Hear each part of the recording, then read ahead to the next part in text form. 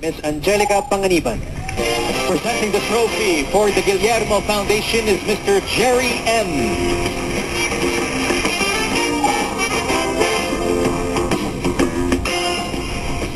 Hello, good evening po sa inyong lahat.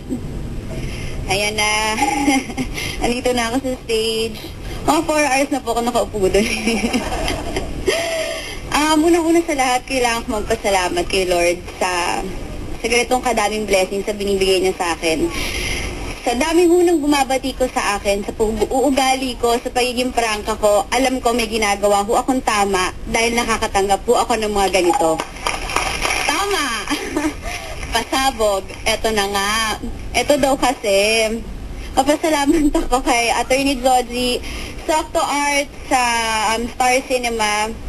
Nung binibigay ho sa akin ng pelikulang to, ayoko hong gawin. Dahil ito ho yung mga panahon na nalaman kong ampun ako. So sabi ko, hindi ko kaya magpatawa at gawin ng pelikulang Here Comes the Bride.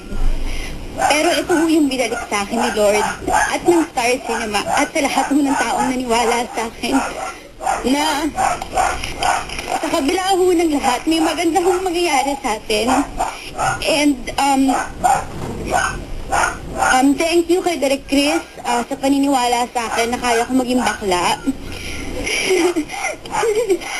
Thank you sa lahat ng kasama ko. Kay Mama Sweet na tutok, lahat ng steps, lahat ng hakbang, nandyan siya para maging certified gay ako. Kay Ate Uge, siya talaga ang pinakatutok. Gigising mo siya ng maaga para panoorin yung mga eksena ko. Sa lahat ho, kay Tito Jaime, kay Tuesday, kay Miss Cherry Pie, sa lahat ho na bumubuo ng Here Comes the Bride, simula ho sa pinakamaliit hanggang pinakamalaking tao, para sa atin ho ito. Hindi ho ito ang unang natanggap ko, so tama si Ate Sweet na hindi ho kami sumamba. Naniniwala kaming naging mahusay kami sa pelikulang to, kaya hindi lang kami award-winning box office pa. Thank you.